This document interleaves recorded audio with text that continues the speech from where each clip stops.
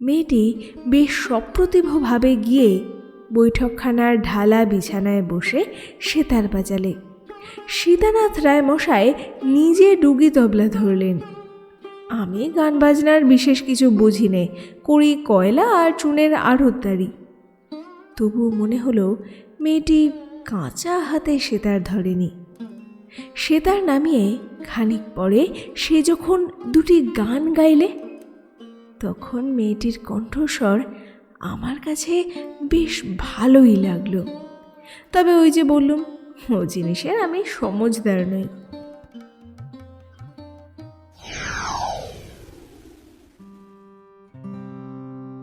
সত্যিকে আমরা স্বীকার করি না সবসময়, কিন্তু তা বলি কি সত্য চাপা থাকে কখনো? নমস্কার, আলাপ সঙ্গে দেবস্মিতায় আজ আবারও আপনাকে শোনাবো সাহিত্যিক বিভূতিভূষণ বন্দ্যোপাধ্যায়ের লেখা একটা গল্প। গল্প শুরুর আগে একটা অনুরোধ, আমার কাজ যদি আপনার ভালো লাগে তাহলে গল্পে একটা লাইক করে অবশ্যই চ্যানেলটা সাবস্ক্রাইব করে দেবেন। শুরু করছি আজকের গল্প, সাহিত্যিক বিভূতিভূষণ বন্দ্যোপাধ্যায়ের লেখা পারমিট।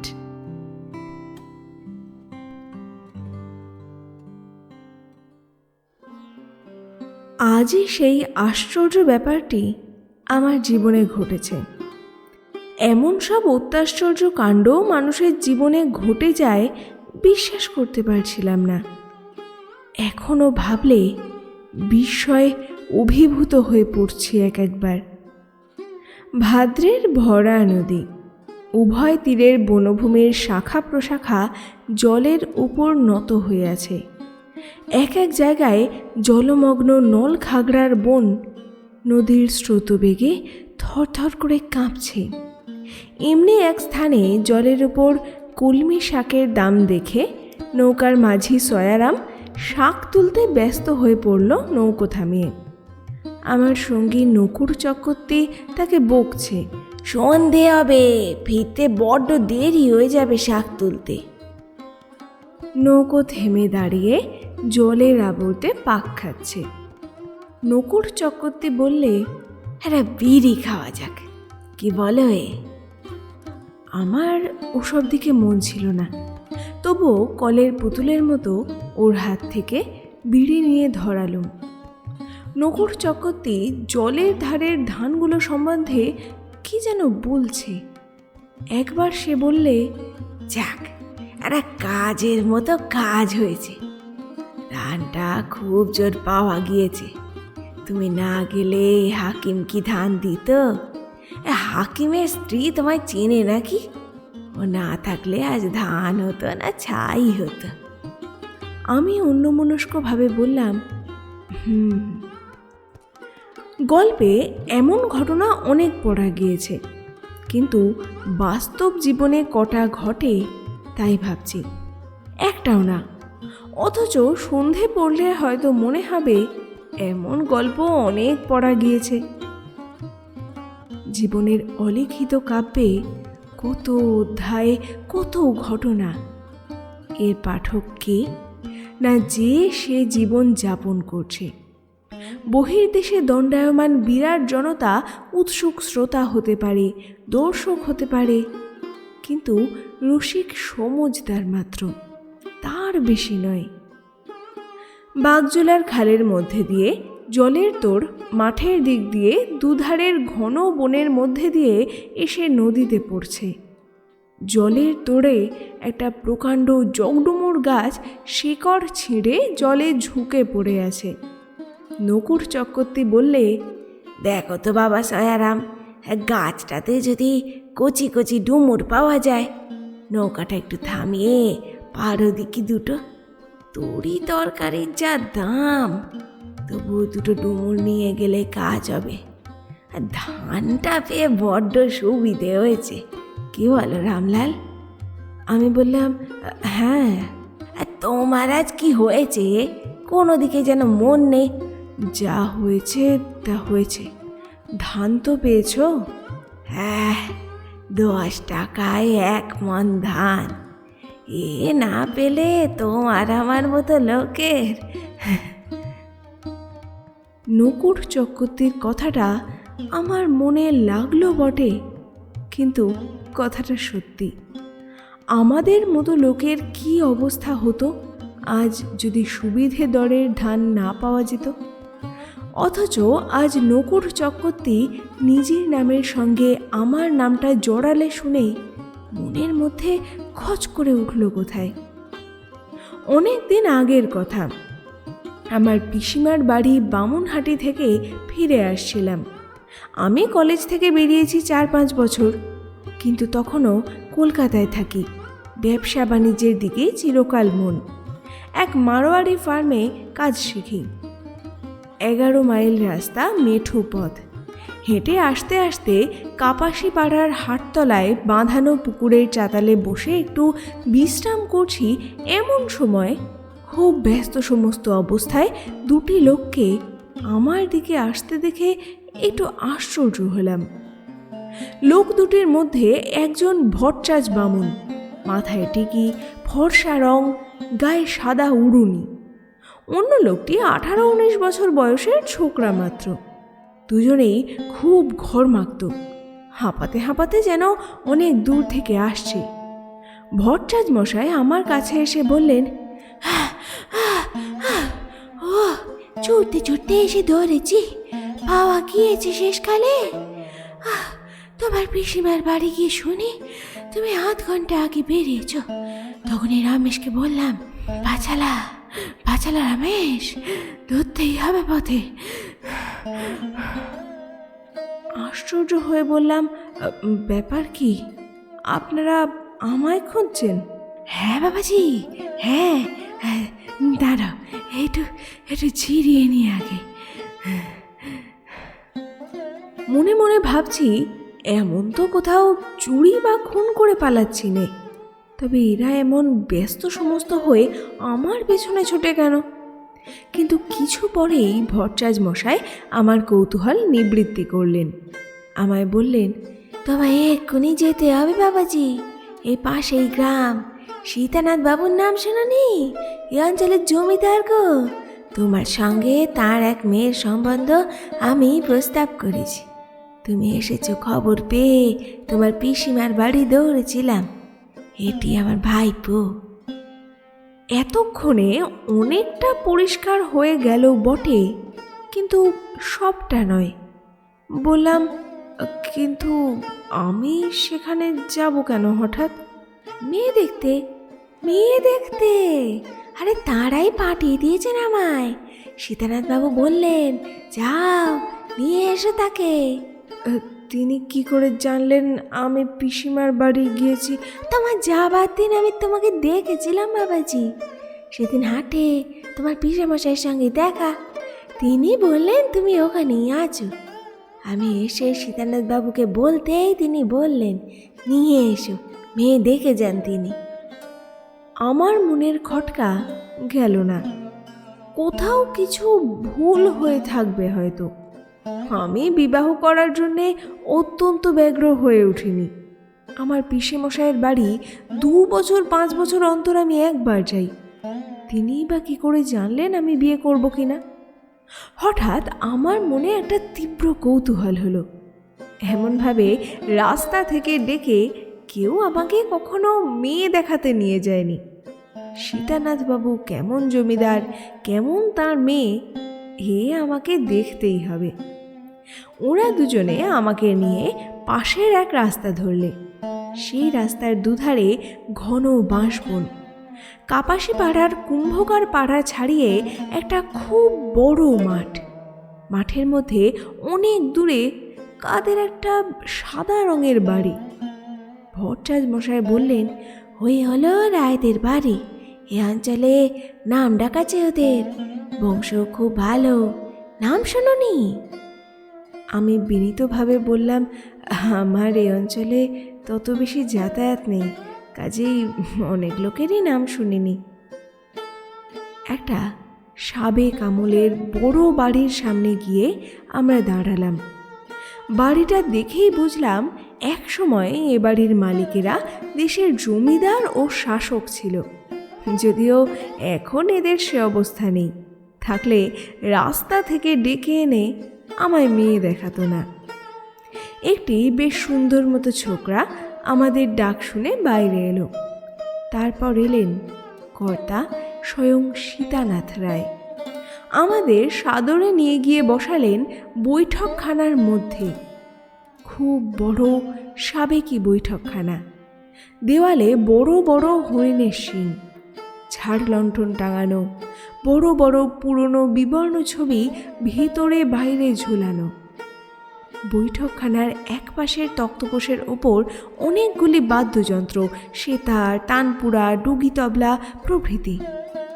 মনে হলো সেগুলো ব্যবহার করবার লোকও আছে এই বাড়িতে, বেশ যত্নে তদবিরে গুছিয়ে রাখা। এক কোণে 8-10 গাছা বড় হুইলের ছিপ।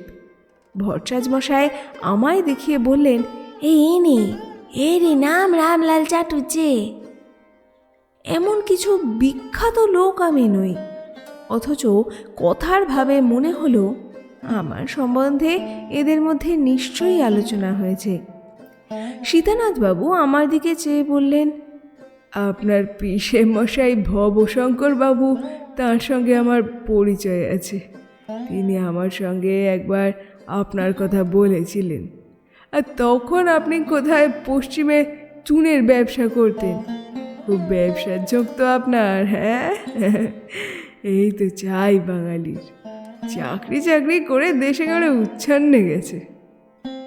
বিনীতভাবে বললাম, আমি চুনের ব্যবসা করিনি, করবার চেষ্টায় গিয়েছিলাম বটে। কোথায় যেন সেই? আগে পশ্চিমে, বিন্ধ্যাচলের কাছে। ঘুটিং পাথর কিনে পুড়িয়ে চুন করে, সেখানে বড় বড় ভাঁটি আছে চুন পোড়ানোর। আচ্ছা, এখন কি করা হয় আপনার? বিজনেস করি কলকাতায় এক বন্ধুর সঙ্গে ভাগে। আমাকে আপনি বলবেন না, আপনি পিসে মশাইয়ের বন্ধু। আমাকে আরে তাতে কি বাবাজি, তাতে কি?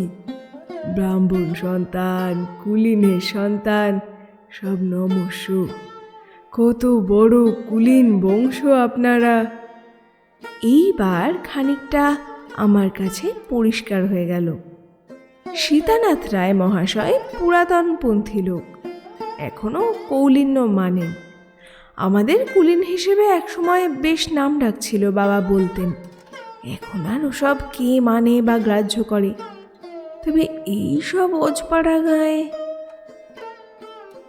সীতানাথ রায় মহাশয়ের চেহারা আমার খুব ভালো লেগেছে। বেশ লম্বা, দুহারা, ফর্সা চেহারা, মাথার চুল ধবধবে সাদা, মুখশ্রীতে একটা সদানন্দ, উদার, অথচ একটু যেন নির্বোধের ভাব। তাতে মানুষকে আরও বেশি আকৃষ্ট করে তার দিকে। আমি নিজে তো ধূর্ত মানুষের চেয়ে নির্বোধ লোক ঢের বেশি পছন্দ করি। আমায় বললেন, আমার বড্ড আনন্দ হচ্ছে আপনি আজ এসেছেন আমার বাড়ি। বিয়ে হোক না হোক সে তো ভবিতব্য, কিন্তু আপনার আশাতেই।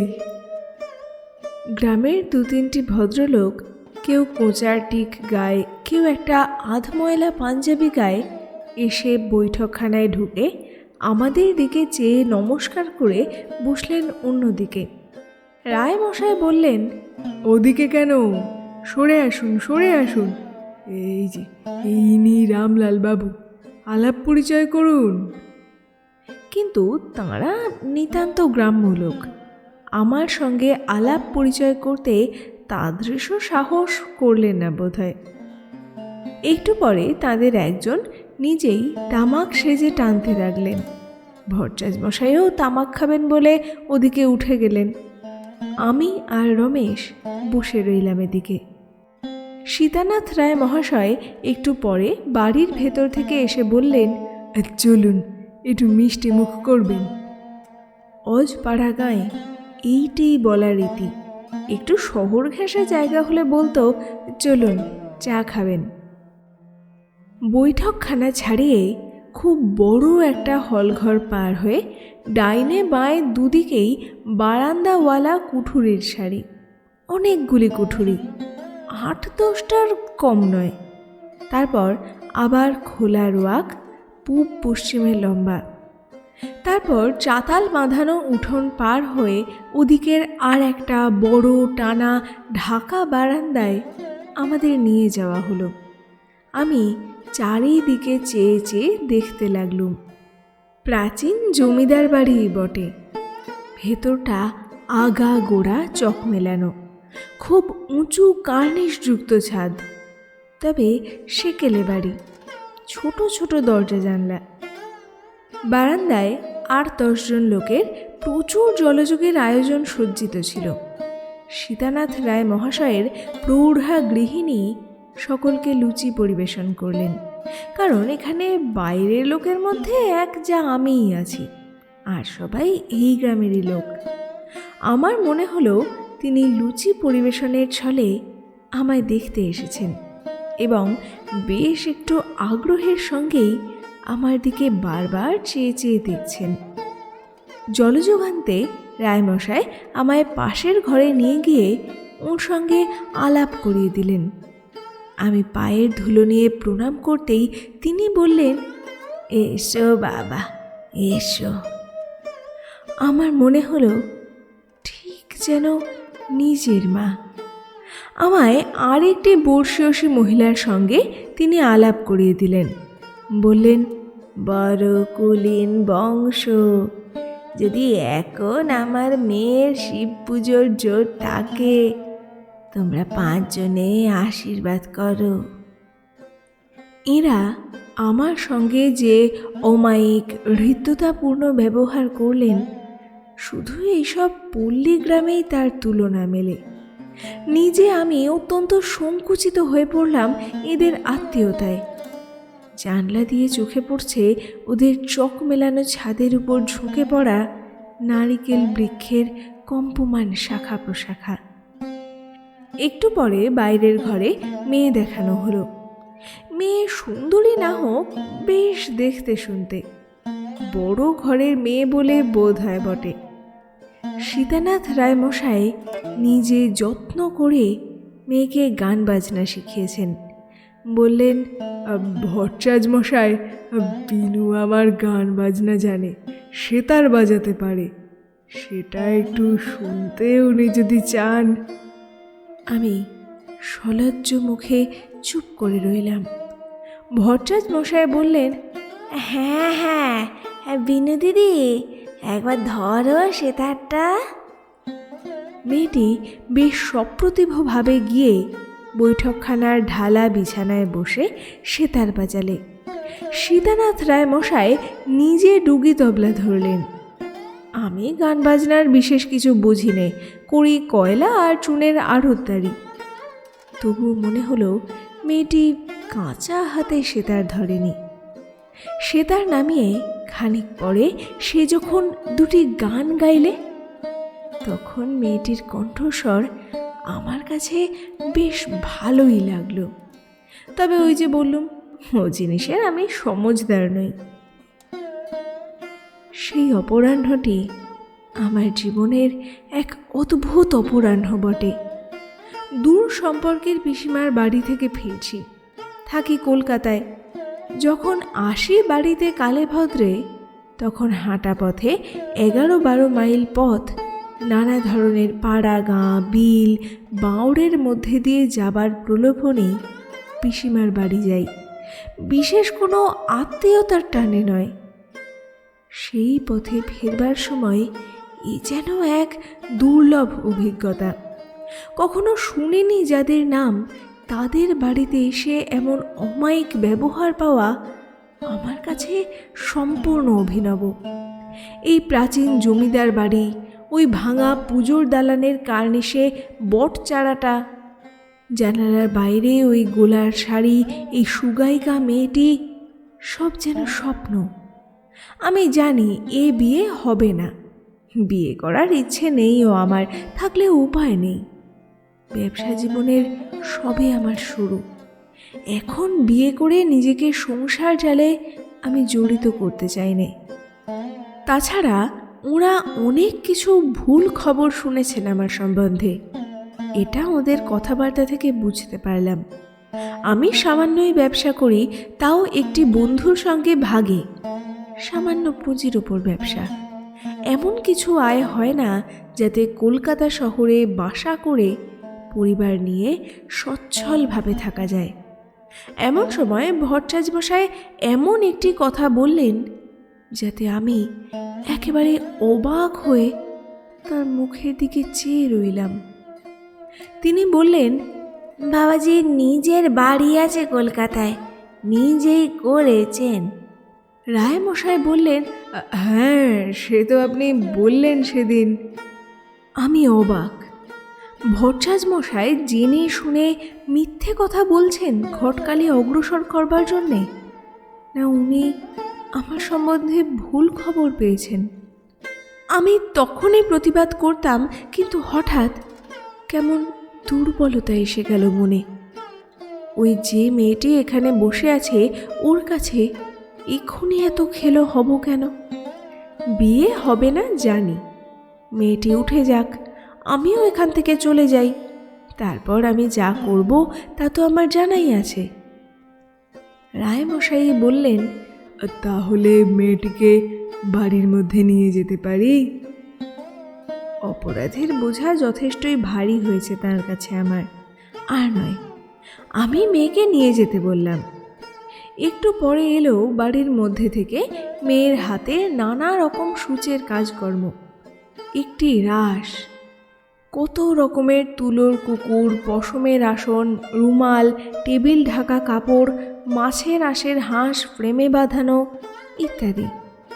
একটি সুদর্শন ছোট ছেলের সঙ্গে একজন ঝি সেগুলো নিয়ে এসে আমার সামনে রাখলে গিন্নিমা নাকি সেগুলি পাঠিয়েছেন। আরও আধ ঘন্টা, এইবার রওনা হতে হবে। ওদের কাছ থেকে বিদায় নিলাম। সীতানাথ রায়মশাই আমাকে প্রথমে কিছুতেই আসতে দেবেন না। রাত হয়ে আসছে, এখন তিনি আমায় ছেড়ে দিতে পারেন না, রাত্রে নাকি এখানেই থাকতে হবে। আমি বললাম, কোনো অসুবিধা হবে না, মঙ্গলগঞ্জের ঘাটে নৌকো ভাড়া করে আমি চলে যাব। সে ঘাট তো মোটে 2 মাইল, জ্যোৎস্না রাত্রে বেশ চলে যাব। সীতানাথ রায়মশাই আমার সঙ্গে একাই খানিক দূর হেঁটে চললেন। বললেন, আপনাকে আর বেশি কি বলবো, মেয়ে আমার বড্ড ভালো। আগে নিশ্চয়ই, আপনার মতামতটা যদি জানাতেন। সেটা আমার মামার সঙ্গে পরামর্শ করে আপনাকে জানাবো, কারণ মামাই বলতে গেলে এখন অভিভাবক। বলা বাহুল্য, যে মাতুলকে কর্মকর্তা নির্দেশ করলাম তার খবর পর্যন্ত রাখিনি আজ 3-4 বছর। বললুম, তাহলে আপনি আর এগোবেন না, সন্ধে হয়ে এলো। স্থানটি নির্জন। গ্রাম ছাড়িয়ে বড় একটা বিল ডান দিকে, সামনে ধু ধু মাঠের বুক চিরে সাদা বালির রাস্তা সোজা পশ্চিম দিকে চলে গিয়েছে, কেউ কোথাও নেই। রায়মশাই এদিক ওদিক তাকিয়ে সুর নিচু করে বললেন, যাতে হয় তা তোমাকে করতেই হবে বাবাজি। আমার স্ত্রীর বড্ড পছন্দ হয়েছে তোমাকে, আমায় ডেকে বলছিল। আর কি জানো, বাইরে ঠাট যতই দেখো তেমন অবস্থা তো আর নেই। তোমার মতো সুপাত্র আমি কোথায় পাবো? হ্যাঁ, দেনা পাওনার জন্য কিছু আটকাবে না। তোমার কলকাতার বাড়ি সাজানো আসবাবপত্র দিতে পারবো না হয়তো, তবে মেয়ের গা সাজানো গহনা দেব, 30 ভরি সোনা দেব। ওর গর্ভধারিণী যা আছে তা 2 মেয়েকে তিনি ভাগ করে দেবেন। তাহলে মনে থাকে যেন বাবাজি। এই প্রথম তিনি আমায় ঘনিষ্ঠ সম্বোধন করলেন। চলে এলাম সেদিন, এবং কয়েকদিন পরে কলকাতাতেও এলাম। তারপর আমি কোনো উচ্চবাচ্য করিনি এ বিষয়ে। সীতানাথ রায়মশাই পত্র দিয়েছিলেন, লোক পাঠিয়েছিলেন, বহু অনুরোধ করেছিলেন। শেষ পর্যন্ত যদি আমি বিবাহ করি, উৎকৃষ্ট ধানের জমি মেয়ের নামে লেখাপড়া করে দিতে চেয়েছিলেন, প্রায় 15 বিঘে। বড়ই দুঃখের সঙ্গে বিবাহের প্রস্তাব প্রত্যাখ্যান করতে হলো আমায়। তিনি আগাগোড়া ভুলের ওপর যে বাড়ির ভিত পত্তন করেছিলেন, সেই ভিতের উপর আমি বাড়ি তুলতে পারিনি। সব কথা খুলে বলিনি কেন? তখন বয়স ছিল কম, গর্বে বাঁধে, মুখ ছোট হয়ে যায়।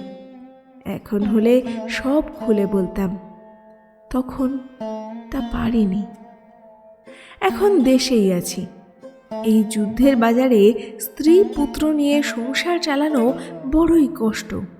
ব্যবসা অনেক দিন নষ্ট হয়ে গিয়েছে। বন্ধুই হোক আর যেই হোক, ভাগে ব্যবসা না করাই ভালো। এই অতি মূল্যবান অভিজ্ঞতা ক্রয় করতে হয়েছে অতি কষ্টে উপার্জিত 1000 টাকার বিনিময়ে। সেদিন প্রভা বললে, সামনের মাসে ধান ফুরিয়ে যাবে, 36 টাকা চালের মণ, কি করে এই পুরি পাল্লা চালাবো? সস্তায় নাকি কন্ট্রোলের ধান দিচ্ছে মহকুমায়, চেষ্টা দেখো না। তাই আজ কদিন ধরে হাঁটাহাঁটি করছি মহকুমায়। ধান সস্তায় দেবার মালিক এক বড় অফিসার। তিনি কলকাতা থেকে এসে দিন 15 আছেন। তার আলডালি কদিন ফিরিয়ে দিয়েছে। আজ নকুর চক্রবর্তী বললে, এমনি না হয় একজন উকিল ধরে হাকিমের কাছে দরখাস্ত দিতে হবে, রোজ হেঁটে আর পারি নে। তাই দুজনে মিলে একখানা নৌকো ভাড়া করে এসেছিলাম। বেলা 10টার সময় হাকিমের বাসার ফটকে গিয়ে দাঁড়িয়ে আছি। কেউ কিছু জিজ্ঞেস করে না, ভেতরে ঢুকতেও সাহস হয় না। এমন সময় হাকিমের ছোকরা আরদালিকে আসতে দেখে তাকে বললাম, ওহে শোনো না, আমাদের দরখাস্তখানা নিয়ে যাও না সাহেবের কাছে। হাকিম বাঙালি হলেও তাকে সাহেব বলাই নিয়ম।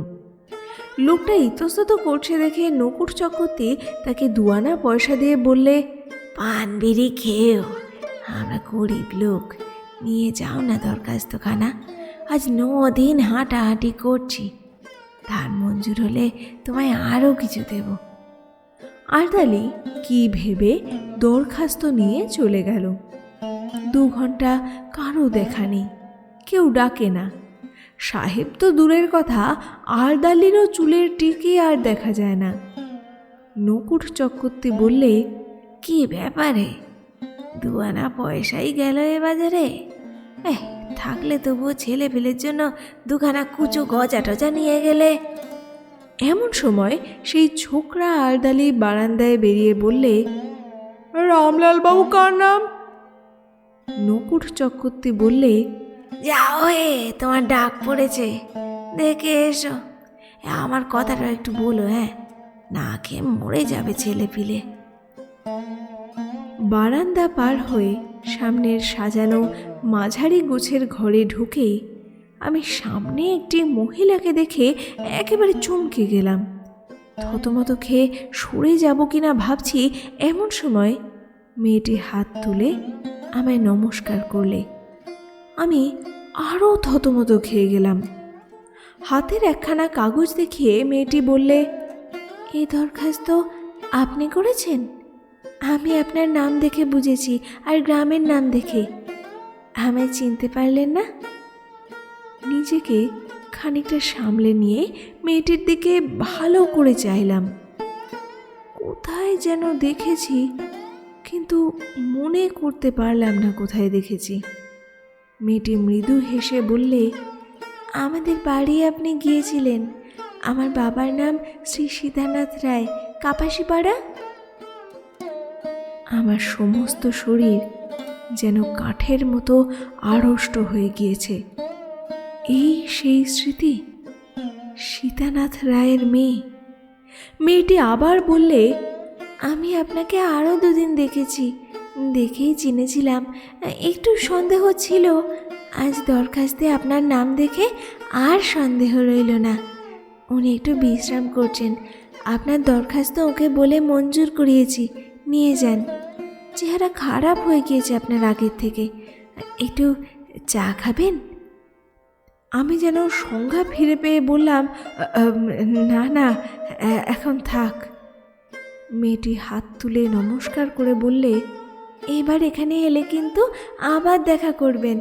ওকে বলেছি আমার বাপের বাড়ির দেশে আপনার পিসিমার বাড়ি, অবশ্যই আসবেন, চা খাবেন সেদিন। আমি দরখাস্ত হাতে নিয়ে বার হয়ে এলাম। সস্তায় 2 মণ ধানের পারমিট পেয়েছি।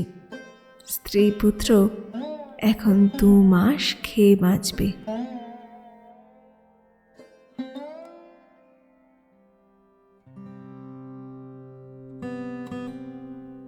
শেষ হলো আজকের গল্প, সাহিত্যিক বিভূতিভূষণ বন্দ্যোপাধ্যায়ের লেখা পারমিট। সত্যি কখনো চাপা থাকে না, আর অপ্রত্যাশিত উপায়ে তা যখন প্রকাশ পায় তখন একরাশ লজ্জা ছাড়া আর কোনো সম্বল থাকে না। আজকের গল্প যদি আপনার ভালো লাগে তাহলে একটা লাইক করে গল্পটা প্রিয়জনদের সঙ্গে শেয়ার করে দেবেন প্লিজ। আর এখনও যদি সাবস্ক্রাইব না করে থাকেন তাহলে পরের গল্পের নোটিফিকেশান সবার আগে পাওয়ার জন্য এক্ষুনি সাবস্ক্রাইব করে রাখুন। ভালো থাকুন, সকলকে ভালো রাখুন। ধন্যবাদ।